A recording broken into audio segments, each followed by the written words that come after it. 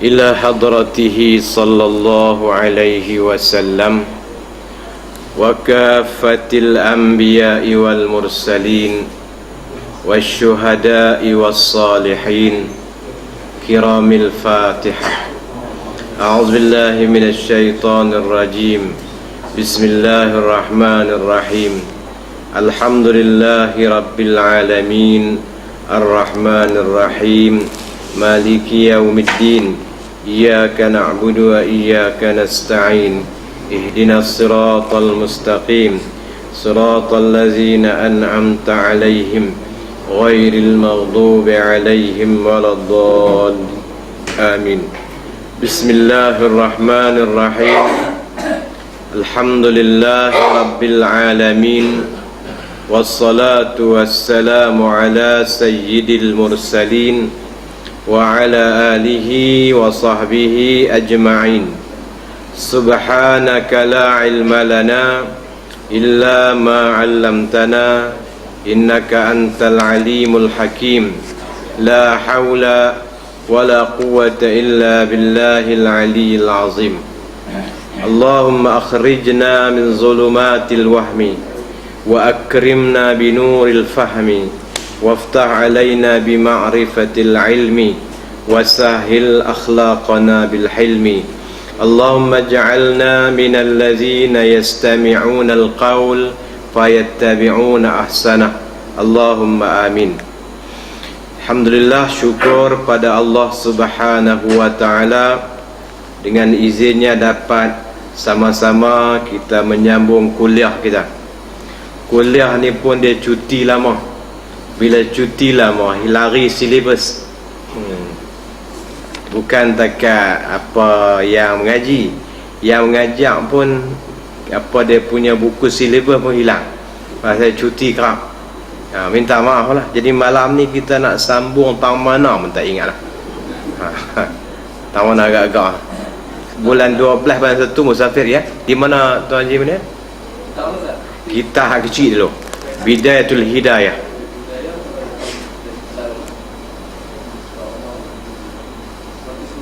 Seratus apa dia tajuk dah? Sebelum tu Haji Munir ke Mekah. Ya.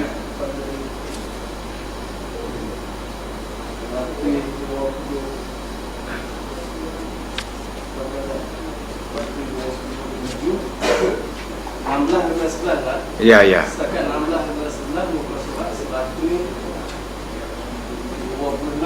Apa dia tu? Tajuk dah bunyi dia. Okey, baik. Kita sambung tang tu lah. Memang betul kot cerita tang tu lah. Bulan 12 musafir, bulan 1 musafir, bulan 2. InsyaAllah kita akan tengok ni. Kemudian untuk kita susun balik lah susunan mukharrar kita, silibus kita. Bulan 3 ada 2 kali kita akan baca fiqhul manhaji.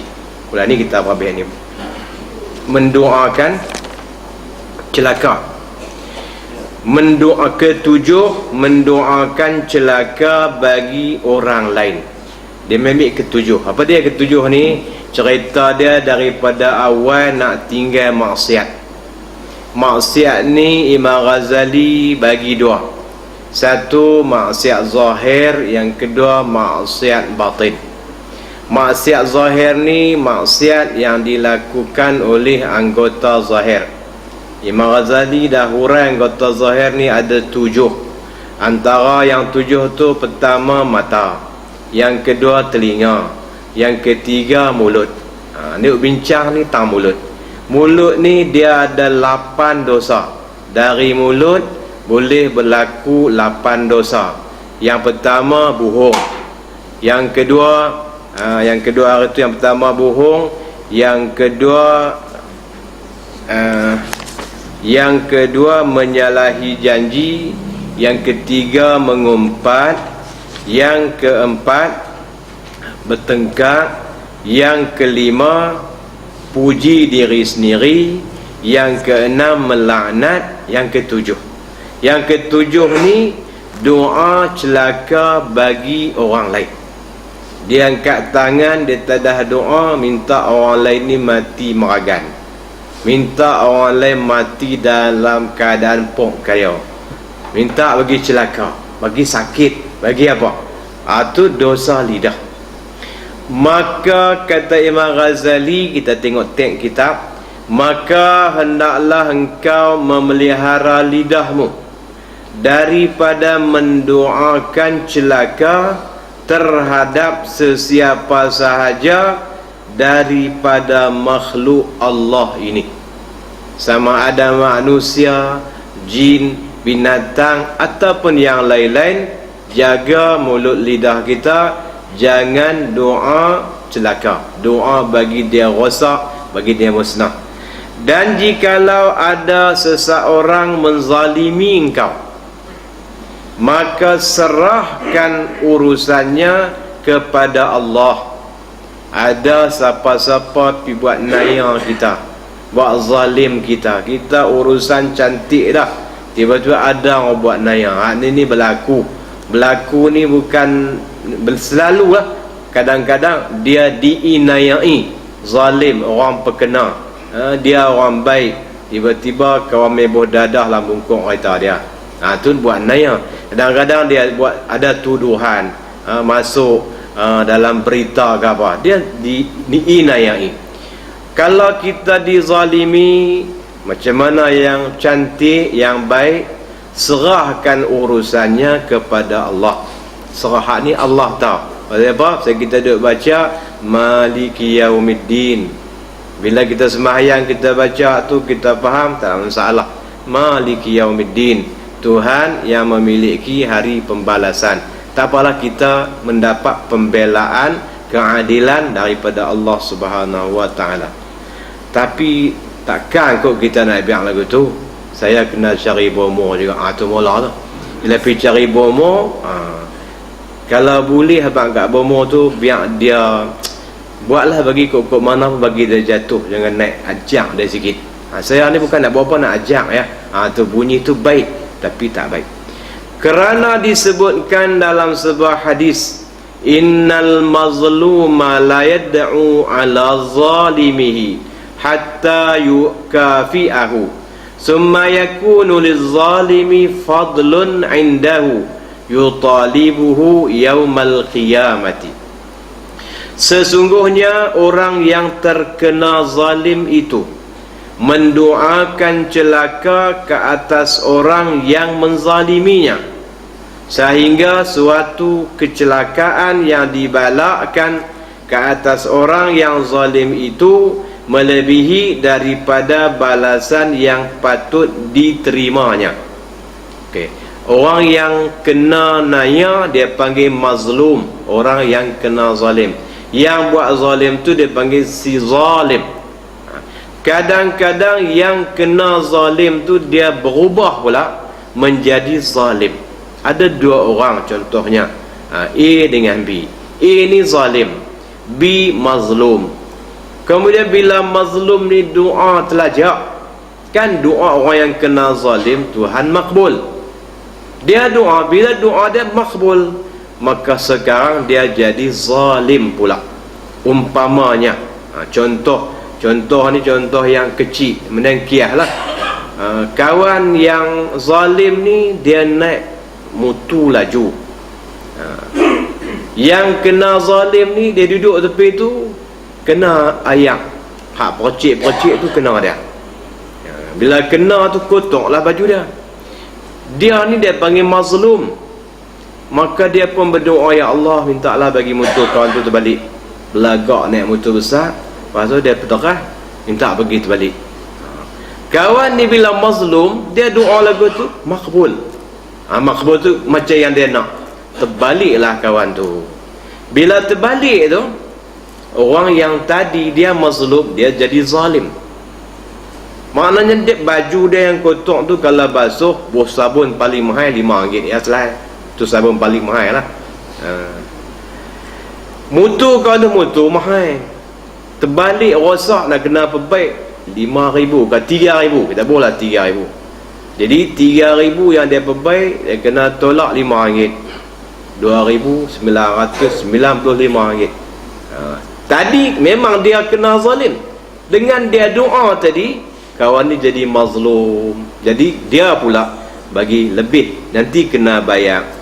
Maka orang yang pada mulanya zalim tadi telah menjadi kena zalim pula, lalu ia menuntut haknya pada hari kiamat nanti. Cerita ni tak maulah duk bercara di sana. Bila tak mau bercara sana tu, tak apalah kalau orang buat naya kat kita, kita ikutlah prosedur, minta apa tu tak salah. Tapi tak payahlah doa sampai dapat celaka. Ada seorang yang sangat banyak memaki Al-Hajjaj, maka berkata kepadanya oleh seorang ulama, sesungguhnya Allah akan menyeksa orang-orang yang memaki Al-Hajjaj dengan lidahnya, seperti halnya Allah menyeksa Al-Hajjaj kerana kezalimannya kepada orang lain. Siapa dia Hajjaj? Ada nota kaki di bawah tu. Hajjaj bin Yusuf As-Saqafi ialah gubernur Kufah yang alim, tetapi banyak membuat kezaliman. Ia menjadi gubernur di zaman pemerintahan Bani Umayyah. Hajjaj ni, dia kira siapa komplain berdih, siapa komplain cantai, tangkap, boh Isa. Siapa yang komplain, contohlah tak kena dengan Isa apa pun, dia ni gubernur yang zalim, tapi dia ada kebaikan. Kita semua gitulah. Apa dia kebaikannya? Semua kita terhutang budi kepada Hajjaj. Dialah yang mula idea bubuh titik ke baris Quran. Kalau tak ada titik, tak ada baris, kita tak erti baca. Iza ja kita nak baca macam mana, titik tak ada. Baca ida ha ke macam mana, titik tak ada, ikut suka. Dia yang buat formula bubuh titik. Ni idea daripada Hajjaj. Jadi ada orang duk maki dia, memang dia zalim, siapa pun tak boleh tegur. Tegur ya kena, tegur kena, komplain kena, zalim. Kemudian ada orang maki, ada seorang ulama buat satu komentar, Allah akan seksa orang yang maki Hajjaj dengan lidahnya. Dia duk maki, tak mana sembang maki Hajjaj. Orang ni salah kih maki, seperti halnya Allah menyeksa Hajjaj kerana kezalimannya. Hajjaj salah, dia zalim. Salah orang ni duk maki orang tu, dua-dua salah. Kalau gitu, jaga lidah, jangan sampai maki orang lain. Orang yang kita maki tu, adalah bab tu memang dia salah, tapi ada kebaikan-kebaikan yang dia buat. Kebaikan yang lain mungkin boleh kambuh lubang. Mungkin kita yang korek tak dan kambuh lubang. Pasal apa? Panggil pihak dia penuh masa. Boleh faham tu bahasa saya? Boleh faham lah? Tak, kita faham contoh lah. Makna dia tu salah, okey, tak apa, dia salah. Salah dia apa? Salah dia zalim. Salah orang yang kedua, salah apa? Salah dia kerana dia lidah tu, dia maki ni dia lajak. Kadang-kadang hak sedepa jadi seela, hak seela jadi star, dia lajak. Tu yang dilarang daripada mendoa celaka. Kedelapan, dosa lidah mengolok-olok dan mengejek orang lain. Dia pemain, dia perli orang lain. Maka hendaklah engkau memelihara lidahmu daripada mengolok-ngolok dan mengejek orang lain, sama ada dalam bentuk percakapan yang bersungguh-sungguh ataupun dalam bentuk bergurau saja. Kadang-kadang sungguh, kadang bergurau. Bergurau ni boleh. Nabi sallallahu alaihi wasallam tentang rujuk dalam kitab Asy-Syama'il Muhammadiyah, dia biasa bergurau. Tapi janganlah daripada pagi bangkit-bangkit tidur tu bergurau sampai tidur pula. Program gelak street. Hari tu buat di mana, Afrika ke, 2 jam tu, Raja Lawak tepi sana kan, gelak street. Salah. Tak gelak langsung pun salah. Kena ada gurauan, kena ada. Kita tengok Nabi dia bergurau. Dan kitab Syama'il Muhammadiyah dia bawa situ kalau tak salah 5-6 cerita Nabi bergurau. Yang pertama, Nabi bergurau dengan satu orang tua. Orang tua perempuan, "Ya Rasulullah, mintalah doa agar saya boleh masuk syurga." Lalu Nabi kata orang tua tak boleh masuk syurga. Orang tua tak boleh masuk syurga. Orang tua tadi sedih. Dah lah buat amal lama, bukan nak syurga tapi nak masuk syurga tu. Tiba-tiba Nabi kata tak boleh masuk. Dia sedih, dia sengap menyepi, menyendiri belakang jalan balik. Lalu Nabi seorang panggil orang tua tu. Bagi tahu kat dia, aku tak kata dia tak boleh masuk syurga. Aku kata orang tua tak boleh masuk syurga. Dengar elok. Orang tua tak boleh masuk syurga. Okey. Umur apa? 60. Tak sampai. Nampak tua. Tak makan awet muda ni, tak apa. Baik. Dalam syurga Allah jadikan muda sekitar 30-an. Umur 30-an, 30, 32, 30 tu umur di syurga. Lepas tu orang tua tak ada, dimudakan. Mana kenok-kenok ni pecekang habis. Tu di syurga. Nabi bagi tahu lagu tu, bagi tahu kat makcik tu, bukan dia tak boleh masuk, orang tua tak ada. Di syurga ni tak ada orang tua. Kalau dia boleh masuk, dimudahkan. Inna ansha'nahunna insya'a faja'alnahunna abkara urban atraba. Tu cerita syurga jadi muda.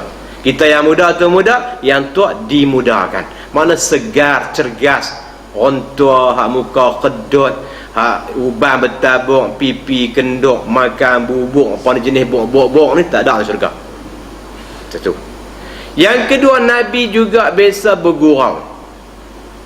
Ada satu orang hamba Habasyi. Habasyi makna dia kulit hitam. Rambut dia rambut dia panggil apa rambut apa? Rambut dia rintin. Tu Habasyi. Lalu dia ni bukan teka hitam, huduh pula, demiman bahasa hadis. Dia satu orang yang huduh.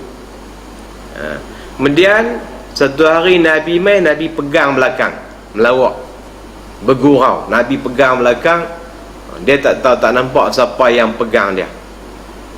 Lalu dia kata lepas, dia pegang apa lama-lama. Kemudian Nabi pun lepas pelan-pelan, dia beralih tengok-tengok muka Nabi. Baik, bila tengok muka Nabi, dia biar lama. Tak apa, bagi Nabi pegang lama, kau berkat, kata dia. Lepas tu Nabi kata ni, siapa nak beli hamba ni? Siapa nak beli hamba ni? Dia kata, kalau nak beli saya, harga murah. Dah wuduh hitam, macam orang duk kata kat saya, nak pak hitam. Beli harga murah. Lalu Nabi kata, sesungguhnya kamu di sisi Allah harganya sangat ghalin, sangat mahal. Walaupun anggapan orang murah, tapi kamu adalah mahal. Karena Allah ni nak tahu mahal murah. Inna akramakum indallahi atqakum.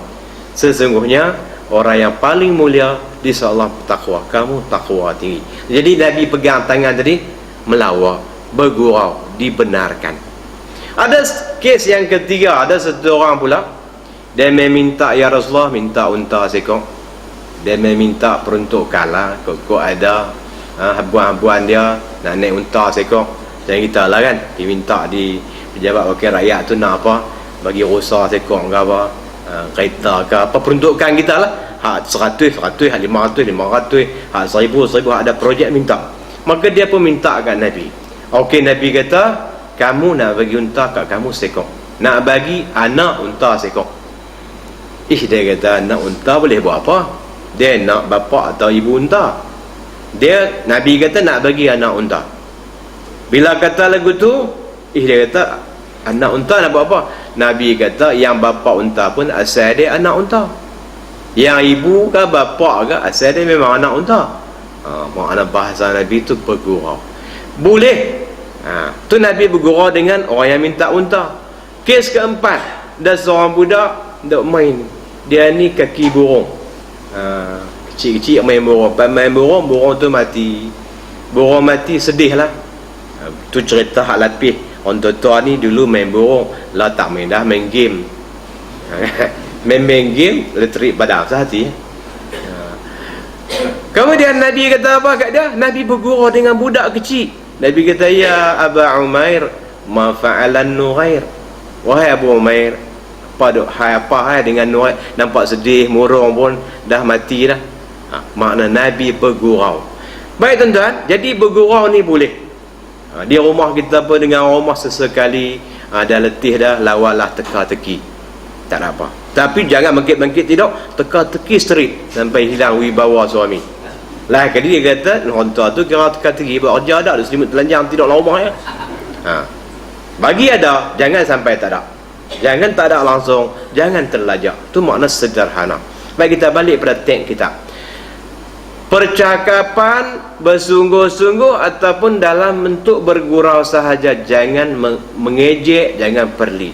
Kerana perbuatan yang demikian menghilangkan air muka, hilang harga diri, dan menghilangkan rasa haibah, yakni gerun, dan terkadang membawa kepada rasa jauh hati dan menyakiti hati. Kadang-kadang dengan kita bergurau terlajak ni, dialah kecil hati kawan tu, terasa menyentuh hati. Allah, dia sakit hati, kemudian dia makan hati. Itu panjang cerita sampai dia sedih, dia murung, dia muram daripada cakap gurauan kita. Maka dari situlah bermulanya pertengkaran dan kemarahan yang akhirnya membawa kepada putusnya hubungan dan permusuhan di dalam hati. Sekarang mungkin tak direct, tulis saja di FB, tulis kawan ni berasa, kawan ni berasa, jadi musuh, berkelahi, putus hubungan. Bila putus hubungan inilah yang Islam tak nak. Putus hubungan, tambah-tambah hubungan tu pula silaturrahim. Orang yang putus hubungan silaturrahim tak dapat syurga. Maka janganlah engkau bergurau dengan seseorang, bahkan jikalau mereka cuba mengusik engkau, maka jangan engkau peduli dan berpalinglah daripada mereka sehingga mereka bercakap perkataan yang lain. Kadang-kadang dia cuba nak usik, nak melawak, nak bergurau. Okey, kita ubah tajuk.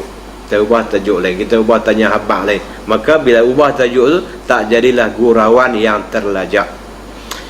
Dan hendaklah engkau menjadi dirimu daripada golongan orang yang disebut oleh Allah Ta'ala di dalam firman-Nya, wa idza marru bil lagwi marru kirama. Imam Ghazali nasihat kita kena amal dengan ayat ni. Ya, Quran ni yang boleh beramal dengan Quran Nabi ni dia tafsir Quran yang bergerak. Orang pergi tanya Aisyah macam mana akhlak Nabi, Aisyah jawab, kana khuluquhul Quran. Akhlak Aisyah tu yang ada dalam Quran. Ini salah satu ayat Quran Allah sebut ni sifat-sifat orang baik, sifat-sifat ibadur rahman. Satu, dia ada 18 sifat dalam ayat tu. Salah satu dari 18 tu, wa idza marru bil lagwi marru kirama. Apabila mereka melalui dengan perkara yang sia-sia, bila lintas jalan tempat yang sia-sia, mereka akan lalu dengan menjaga kehormatan diri. Mereka tak duduk, tak tumpang semangkuk, tak join dengan benda-benda yang sia-sia. Majlis yang lara, yang kira-kira tak boleh pahala, mereka tak terlibat diri dalam itu. Inilah 8 perkara yang boleh, yang merupakan penyakit lidah yang besar-besar. Kita ulang balik. Mohong, puji diri sendiri, tak tepati janji, mengumpat, melaknat, memaki, apalagi bergurau dan bertengkar, bergurau yang keterlaluan. Maka tidaklah ada yang dapat menolong engkau dalam menjaga lidahmu kecuali hanya uzlah. Nak jaga lidah ni kena uzlah. Apa dia makna uzlah? Mengasingkan diri. Makna dia tak join dengan orang. Lepas tu sampai kita pun tengok lama tak ada mana tak main masjid ni, dia kata dia uzlah. Nanti Ustaz jangan ke mana-mana lagi, jangan dengar takat tu. Uzlah ni apa dia? Mengasingkan diri. Diri dia tu dia jaga dan melazimkan diam kecuali bergaul dan bercakap sekadar keperluan saja. Mengasingkan diri ni, waktu yang perlu dia join, waktu yang tak perlu dia kena uzlah, asing diri. Pasal apa? Nak jaga, nak kawal lidah dia supaya selamat daripada melakukan dosa-dosa lidah tadi. Dan adalah Abu Bakar As-Siddiq radhiyallahu anhu. Ini cerita sahabat yang hebat, sampai dia ni jamin syurga. Abu Bakar As-Siddiq, apa dia yang sahabat rakam kisah dia, selalu meletakkan batu di dalam mulutnya. Dia buah batu dalam mulut.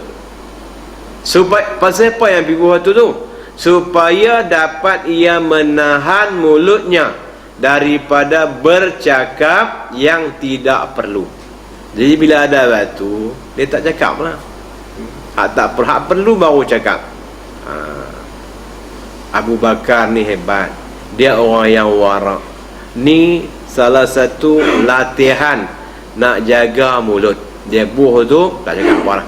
Kita buah juga, buah batu tapi yang jenis hayang batu kan. Dia hancur batu boleh cakap lah. Atau buah hak lain, buah singgam ke apa, hak tu pasal nak bagi exercise mulut. Abu Bakar nak pasal nak jaga mulut lidah jangan sampai terlajak. Dan beliau mengisyaratkan kepada lidahnya, inilah yang banyak membawa aku ke jurang kebinasaan, maka aku mestilah berjaga-jaga daripadanya. Abu Bakar ni orang yang hebat, dia orang yang warak, ambil langkah berjaga-jaga. Dia teliti, bab makan pun teliti, bab cakap pun teliti, teliti banyak. Kita tengok 2-3 kisah dia. Satu hari kes makan, khadam dia bawa balik. Bila bawa balik bagi dia makan, tiap-tiap hari lagu tu khadam nak khidmat.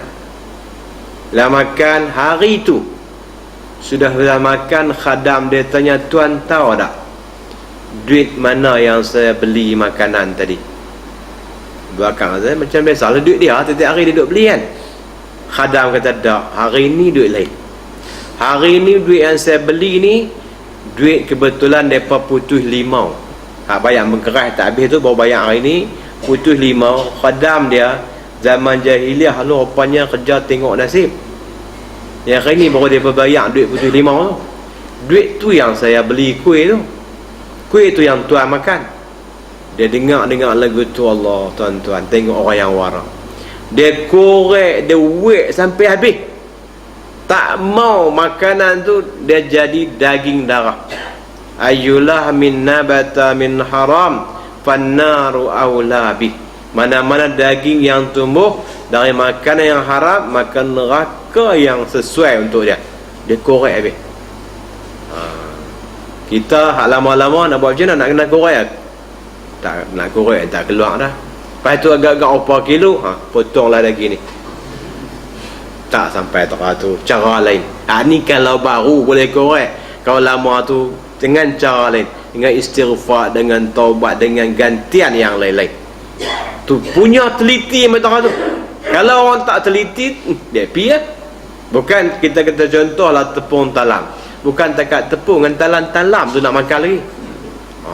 Abu Bakar tu kes makan, kes salah dia dengan orang. Saya cerita dulu sekali, sebut ulang balik lah. Kes dia dengan seorang sahabat yang nama Rabi'ah. Masih ingat kan? Ulang balik lah.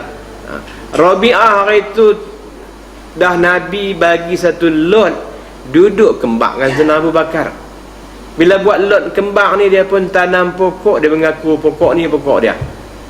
Sayyidina Abu Bakar kata, tak, tu tanah aku. Dia kata hak dia. Lain kali Abu Bakar ni tercakap deras sikit. Sikit ni deras. Bukanlah sampai aku hayun. Dah, dia tak. Dah sikit, terderas sikit lah. Dia berasa salah, tuan-tuan. Abu Bakar ni dia rasa salah pergi cakap deras dengan jiran dia. Dia nak minta maaf. Dia kata, Rabi'ah, hang kata balik kat aku macam aku kata kat hang bagi padan muka aku. Hang kata balik kat aku bagi padan muka aku. Tu jangan silap faham. Dia tak mau lagi, tak kata, terasa dia tak boleh tebus. Rabi'ah pun orang hebat juga, sahabat Nabi, anak didik Nabi. Rabi'ah kata, tak, saya tak mau kata. Kalau tak mau kata, aku nak pergi report kat Nabi. Nak pergi report apa? Nak pergi report tak mau kata kat aku. Tak apa, nak pergi report ambil saya, tak mau. Lalu Abu Bakar pun jalan ambil. Bila jalan, ada 2-3 orang nak ikut. Rabi'ah kata, apa nak pergi mana? Nak pergi tengok Abu Bakar nak buat apa. Dia kata, tak payah, kes ni aku dengan dia, hampa jangan pergi, hampa jangan libat. Hampa pun tak pergi lah. Abu Bakar pun pergi sampai kawan tadi Rabi'ah pun ikut belakang sampai rumah Nabi SAW. Abu Bakar kata, ni nak buat laporan. Laporan apa? Laporan apa ni? Ni Rabi'ah ni, dia tak mau kata kat saya. Pasal apa tak mau kata? Pasal saya kata kat dia.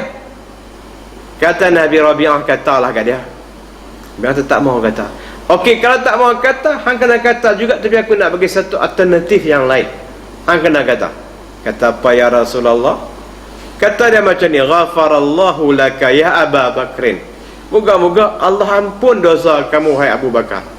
Bila kata lagu tu, Bakar bangkit peluk Rabi'ah. Jazakallah. Moga-moga Allah balas. Tuan-tuan, tu sahabat Nabi Abu Bakar. Dia rasa dia kalau tak selesai, dia akan panjang bercara di akhirat. Sikit ya, bukan sampai terama apa, terderas sikit. Sampai kita bukan deras sikit, banyak. Kadang-kadang sampai berrepot tu. Berkelai rumput kapet sikit ya, paku jatuh orang tu. Panjang pergi berkelai. Tak tahulah orang terama haid kan di mana, tak tahulah. Di mana pun tak kira lah. Kira kita jauhnya kita dengan sahabat Nabi sallallahu alaihi wasallam. Ini Abu Bakar. Inilah Abu Bakar kata apa? Dia tunjuk lidah, inilah yang banyak membawa aku ke jurang kebinasaan. Maka aku mestilah berjaga-jaga daripadanya. Lah hadis, ramai manusia boleh masuk neraka sebab yang di antara 2 rahang dan di antara 2 paha. Hak 2 rahang ni mulut, hak 2 paha tu kemaluan. Ramai orang boleh terjun, dilempar ke neraka berpunca dari 2 tu. Aku nak kena jaga sungguh-sungguh. Kita pun tengok, semak balik, yang bercakap ni pun banyak silap. Bila banyak silap ni, kita kena perbetul lah dengan cara yang diajak oleh Islam. Maka jagalah lidahmu baik-baik, kerana ia adalah alat yang paling berkesan. Lidah ni satu alat yang paling berkesan dalam membinasakan engkau, baik di dunia ataupun di akhirat. Di dunia pun kalau kata pedih-pedih, lebih teruk daripada katuk. Dia buat keluar tu perkataan tu pedih, orang atas dunia akan geram dengan dia bahaya. Akhirat lagi bahaya, cakap muhung, cakap mengupak apa tadi, tempat dia neraka. Jadi membinasakan engkau baik di dunia ataupun di akhirat, dosa lidah. Satu lagi, yang keempat, antara anggota yang zahir yang perlu dijaga ni, menjaga perut. Maka hendaklah engkau pelihara perutmu daripada memakan yang haram dan yang syubhah. Perut nak kena jaga, jangan makan hak haram dan syubhah.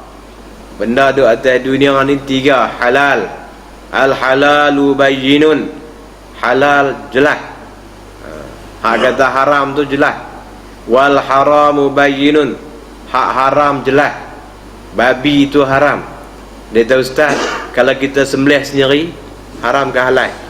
Babi itu kita sembelih, kita baca bismillah. Kita yang belah ternak kan, Islamiknya. Jelas dah. Kena kat mana orang kata babi tu haram. Sembelih menghadap kiblat baca sendiri ke apa, haram. Jelas.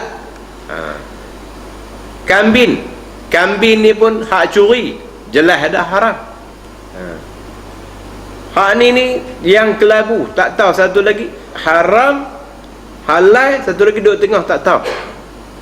Tak tahu kok mana, tak tahu ni oleh kebanyakan manusia. Ada sebahagian tahu, dia buat kajian, dia dah buat kajian, dia tengok, tu tahulah. Tengok ni, ni haram ke halal? Ni nak tanya ni, tutur ni haram ke halal? Dia nak menjaga tutur haram ke halal? Halal, tutur siam, tak apa. Dia nak buka, nak jual depan ni, nak jual tuak, boleh ke tak? Kalau tuak Kelantan, halal. Tuak Kelantan tu nera. Tapi meja tulis tuak bahaya sini. Kelantan ni bukan dekat Tok Lebay, Tok Guru benda tuak. Tuak sana tu nera. Tu lain tempat, lain padang, lain belalang. Baik. Jadi nasihat Imam Ghazali, jaga perut daripada makan yang haram. Yang kedua yang syubhah, yang kesamaran, kelabu lagi, tak apa clear lagi. Dan terus dia nasihat, berusahalah untuk mencari makanan yang halal.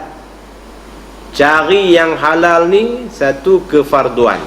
Kita sembahyang pun fardu, ngaji pun fardu, mencari yang halal pun satu kefarduan. Dan apabila engkau telah mendapatkannya, maka hendaklah engkau merasa cukup. Ni tak apa setuju kita kan? Bila dah dapat tu, bagi tanam diri kita satu sifat rasa cukup. Rasa cukup ni nama dia qanaah. Lepas tu tak mau cari tambah. Cari tambah boleh, pasang niat, kerana kita nak buat kebajikan yang lain lagi. Dan dengan memakannya, dan hendaklah engkau berhenti sebelum kenyang. Makan ni berhenti sebelum kenyang. Ni pun payah juga ni. Payah nak kena buat pasal ngaji. Kalau tidak tak usah ngaji. Berhenti sebelum kenyang. Lah ni kita makan tengah-tengah kenyang. Dia ada tak payah. Dalam tak payah tu tambah. Kan kenuri dah sekali. Dia tak payah. Lah kamu saya kenuri banyak. Pi yang kedua jumpa dengan dia lah. Dalam kata tak payah. Lah kan makan, lepas makan nasi akan mi goreng tak payah. Tambah lagi. Berhenti sebelum kenyang. Kerana perut yang kenyang itu mengeraskan hati. Dia pergi kot tu. Hak kesihatan tu, kalau perut kenyang jadi kot lain. Hak yang tasawuf kata apa? Hati jadi keras. Tapi dia tak suruh sampai lapar. Jangan kenyang telajak. Lepas menggerakkan hati dan menumpulkan akal. Akal tu dah ada jadi tak tajam, minda tak tajam. Dan memberatkan anggota daripada berbuat ibadat. Pas kenyang tu dah segan. Nak mungkin sembahyang segan, mengantuk sembahyang sunat pun tak apa, sunat saja. Mula kata saja. Sedangkan sunat tak saja. Kenapa dia kata sunat saja? Pasal dia berat. Sekali Iblis dia dalam kunjungan lawatan, dalam siri-siri lawatan, Iblis ni pergi melawat Nabi Yahya. Sampai-sampai Nabi Yahya tahu yang mai tu Iblis. Nabi Yahya tanya dia, tu hamba bawa alat apa di tangan tu? Tak recorder ke apa tu hamba? Dan dia kata ni remote control. Nama remote control tu asyahawat. Lepas tu nak buat apa? Dia kata tengoklah siapa yang aku nama aku nak tekan, aku tekan. Channel mana yang aku nak tekan, nama tu dah kat dia ada set 5 orang. Tekan kawan ni, naik nama. Hang nak tekan nama siapa? Dia kata antara yang aku nak kacau, nak tekan ni orang yang dia terlalu kenyang. Bila dia terlalu kenyang, badan dia berat. Aku tekan langsung mata dia pun layu, dia pun lena. Nabi Yahya kata, mulai hari ni aku tak mau makan kenyang dah. Dia habaq tu betul. Walaupun dia iblis, dia habaq tu betul kat Nabi Yahya. Mulailah aku nak jaga makan. Yang kita lepas cek kesihatan tu tengok darah naik. Mulailah nak bantang. Lepas tu tak pergi lupa. Mula Nabi Yahya buat sungguh. Mulailah aku nak tak mau makan banyak. Kata iblis, mulailah aku tak mau habaq dah kat orang Islam. Silap. Dia buka rahsia, dia tahu dia jaga makan, tak ada aku kejauh. Ni antara Nabi Yahya dengan iblis. Dan memberatkan anggota daripada berbuat ibadat dan mencari ilmu. Nah, kenyang. Bila dia kenyang, dia nak relax, dia nak sidai perut dia. Bahkan perut yang kenyang itu akan menguatkan syahwat. Dia fikir nak seronok lah, dia tak mau fikir nak mengaji, nak berat, tak mau. Dan membantu tentera syaitan. Bila dia fikir tak seronok, dia fikir nak seronok, dia fikir nak rehat, nak relax, dia boleh bantu tentera syaitan.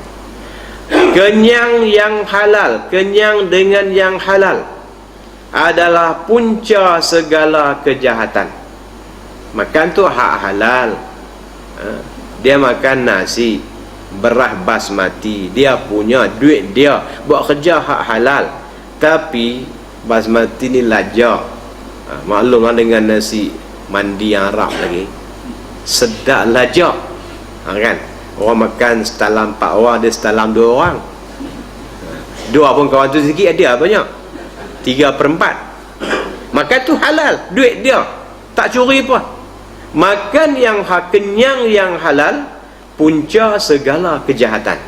Duk tahu tu, yang punca jadi jahat, punca jadi sombong, punca jadi punca jadi muhung, punca jadi tak betul semua ni duk tang makan. Kita tak jumpa punca, mudahlah rongkai. Kadang-kadang nak rongkai tak jumpa punca, tang mana punca? Tang makan. Maka betapa pula kenyang dengan yang haram. Apa tak hak dia makan tu haram tu, duit haram. Lagilah duit halal pun kalau kenyang, punca jahat tambah makan dari punca duit yang haram, lagilah 2-3 kali double. Oleh itu mencari makanan yang halal adalah wajib atas setiap orang Islam, dan berbuat ibadat atau mencari ilmu dengan memakan makanan yang haram adalah seperti membuat suatu binaan di atas lunggukan sampah. Kita nak buat rumah, bila nak buat rumah ni nak cek dulu tak apa. Kalau nak buat banyak tingkat, kena foundation dia kemai, lungguk sampah, lepas tu buat bina, lepas tu dia jatuh merodum. Kan nak buat tu kena piling, hak patut piling berapa kaki, nak kena tambun, nak kena buh apa, baru kemai. Macam itulah kalau pergi mengaji buat ibadat makan hak haram. Dia makan hak haram, lepas tu balik meratib baca Quran, tak ada apa makna. Bagaikan kata apa sini, buat binaan atas lunggukan sampah. Binaan tu tak lama lepas tu mai angin timur reban. Mai angin timur boleh reban, tak mai puting beliung lagi. Mai puting beliung tak ada apa langsung. Begitulah kalau buat ibadat ke mengaji ke, makan tak betul, tak ke mana-mana juga. Apabila engkau merasa cukup dalam setahun dengan hanya memakai sehelai baju yang kasar, dan merasa cukup dalam sehari semalam dengan 2 potong roti daripada tepung yang kasar, dan engkau mampu meninggalkan kelazatan gulai, maka pasti makanan yang halal cukup bagimu. Makna dia bukan so pakai baju selai. Kalau kita tak kemampuan kita ni padan makan hak ni saja. Orang yang banyak makan banyaklah. Bila kita tak kemampuan kita padan dengan makan tepung cak bunga ya, padan dengan makan beras 5% saja, yang kita ni boleh macam ni saja cukup. Cuma kadang-kadang kambing nak berak sopan lembu tak cukup. Dia kambing, dia nak berak macam lembu, jenuh tekan. Hak lembu tak apa, pergi ke dia. Hak lembu tu boleh berak macam lembu. Kalau kita ni tak ada, Yang tak mampu tu, orang sini orang mampu, orang tak mampu ni dia nak makan sayur rebus ya. Boleh lah. Tapi dia pun nak makan gulai. Gulai pun kau boleh cap, rempah cap. Okey. Oh, saya jadi kena okey. Bila tak cukup tu, waktu dia nak lajak. Dia nak kena lajak. Dan engkau tidak dituntut, lepas tu kalau nak makan pun dia tambah lagi nasihat. Dan engkau tidak dituntut memeriksa sampai kepada perkara-perkara yang kecil. Dia nak makan apa, nak makan beras. Beras ni mai mana? Mai Pakistan. Dia pun nak kena pergi Pakistan, cek benda mana kelak beras aku ni. Masa hantar buk macam bismillah. Pergi cek betul tu tak payahlah. Gula-gula padang sana tak payah pergi melawat kelang. Okeylah, dah tahu. Hak kecil-kecil tu. Bila pi jadi legu tu dia jadi payah. Ini yang timpe wah-wah ni. Jangan cincai, jangan wah-wah. Cincai tak ada tak? Allah halal lah. Kira apa? Kita kata takkan nak makan ni kedai Cina. Cina tak Muslim ni. Dia kata apa? Teh bukan Cina. Dia nak minum teh. Teh bukan Cina. Boleh minum teh dah kedai Cina tak apa. Tu cincai. Sengah pula dia teliti. Dia teliti ni gelas ni Cina minum betul mana. Dia tak mau betul Cina tu. Lepas tu nak sebelum makan nak kena buat tanah siap-siap pergi sama. Allah. Ni payah sangat. Nu cincai sangat. Jangan cincai, jangan halusi sangat. Bahkan memadalah bagimu bahawa engkau menghindari apa-apa yang telah engkau kenal pasti, yang kenal pasti bahawa harta itu ada haram, atau engkau sangka bahawa ia ada haram dengan bukti-bukti yang nyata yang telah sabit pada harta tersebut. Cukup mah. Adapun harta yang sudah nyata haram, maka hal ini sudah tidak perlu diterangkan lagi. Dan harta yang disangkakan haramnya dengan beberapa tanda, maka ialah seumpama harta raja-raja yang zalim dan pegawai-pegawainya, dan harta orang-orang yang tidak ada pekerjaan kecuali hanya meratap orang mati. Ini cerita zaman dia. Dia ni tak ada kerja apa, kerja ambil upah Cina mampu. Upah Cina meratap orang mati, hukum dia haram. Jadi dia ambil kerja tu lah, teriak. Tak keluar yang mata buah bawang ambil keluar. Ini cerita contoh haram. Ni cerita klasik. Contoh haram lah lagi banyak lah. Dia menega yang kecoh, yang tipu, yang tak ada zakat, tak ada apa tu. Ni contoh sinilah. Meratap orang mati, menjual arak atau bermuamalah dengan cara riba, atau berjual beli seruling dan alat-alat muzik dan seumpamanya, maka sesiapa yang kau telah ketahui secara pasti bahawa kebanyakan hartanya adalah daripada sumber yang haram, maka apa yang kau ambil daripada tangannya walaupun boleh jadi ia halal adalah haram, kerana itulah yang ghalib pada zan. Okey, contohnya dia buat kenuri. Kenuri ni memang hak haram, tu kita tak makan. Kenuri ni hak halal, dia beli kebau, sembelih kebau yang cantik. Kemudian kebau ni dia ni terlibat hak haram pun ada, hak halal pun ada. Dia ni memang tokey judi, kerja dia tak judi, tokey judi. Hak tu memang haram, walaupun dia beli kebau, duit judi tu haram. Yang ketiga, hak halal pun ada, hak haram pun ada.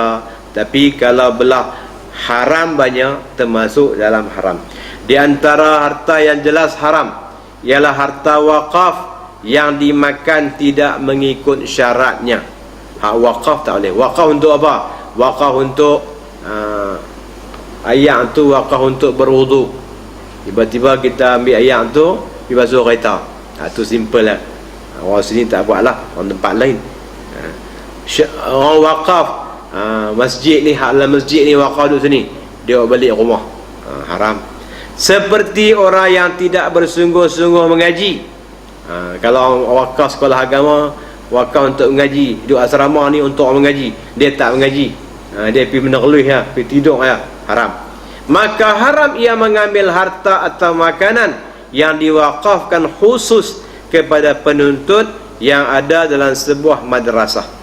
Dan siapa yang mengerjakan maksiat, maka akan ditolak segala persaksiannya, syahadahnya.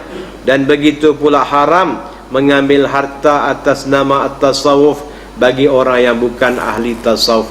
Makna wakaf ni dia wakaf kat siapa? Wakaf kepada semua muslimin muslimat, boleh. Wakaf kepada orang yang mengaji, orang mengaji saja. Wakaf kepada orang Darul Aman saja, orang lain tak boleh, orang sini saja. Jadi wakaf ni ikut niat yang mewakafkan. Dan telah kami sebutkan keterangan yang luas tentang harta syubhat, halal dan haram dalam kitab Ihya Ulumuddin. Maka hendaklah engkau merujuk ke sana, kerana mengetahui cara mencari harta yang halal ini adalah wajib, dan mencari harta yang halal itu adalah wajib. Mengaji macam mana nak dapat berwajib, dapatkan benda yang halal tu wajib. Seperti wajibnya engkau sembahyang 5 waktu. Jadi kesimpulannya malam ni kita baca ada beberapa kesimpulan. Kesimpulan pertama, jaga lidah, jangan sampai kita doa celaka bagi orang lain. Walaupun orang tu salah, kita ni minta serah urusan dia pada Allah Subhanahu wa taala. Yang kedua, jaga lidah lagi, jangan duk pemain, jangan perolok orang lain. Walaupun dalam bentuk bergurau, melawak. Melawak pun tak boleh, sungguh pun tak boleh. Yang ketiga, jangan join, jangan lipat diri dalam perkara-perkara yang lara. Macam mana tak mau libat? Ni kena perbetul diri. Jaga kontrol uzlah diri, jangan join. Kemudian yang terakhir kesimpulan kita dapat, anggota kita yang keempat nak kena jaga perut. Perut ni jaga, nak masuk dia tu pastikan benda tu halal. Kalau masuk yang haram, dia jejah. Jejah, buat ibadat pun tak jadi, tak seronok, tak semangat, tak ceria. Sebab apa?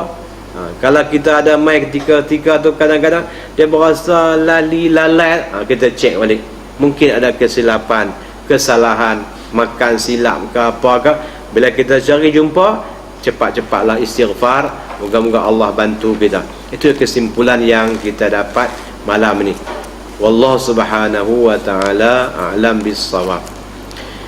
Subhanakallahumma wa bihamdika asyhadu an la ilaha illa anta astaghfiruka wa atubu ilaik. Bismillahirrahmanirrahim. Wal 'asri innal insana lafi khusr illa allazina amanu wa 'amilus shalihat wa tawassaw bil haqq wa tawassaw bis sabr. Allahumma anfa'na bima 'allamtana, Allahumma 'allimna ma yanfa'una warzuqna 'ilman yanfa'una wa zidna 'ilma. Alhamdulillah ala kulli hal wa na'udzubika min hali ahli an-nar. Allahumma astur 'uyubana wa 'uyuba mu'allimina 'anna wa la tuzhib barakata 'ulumihim 'anna birahmatika ya arhamar rahimin. Wa sallallahu ala Muhammad wa ala alihi wa sahbihi ajma'in walhamdulillahi rabbil alamin.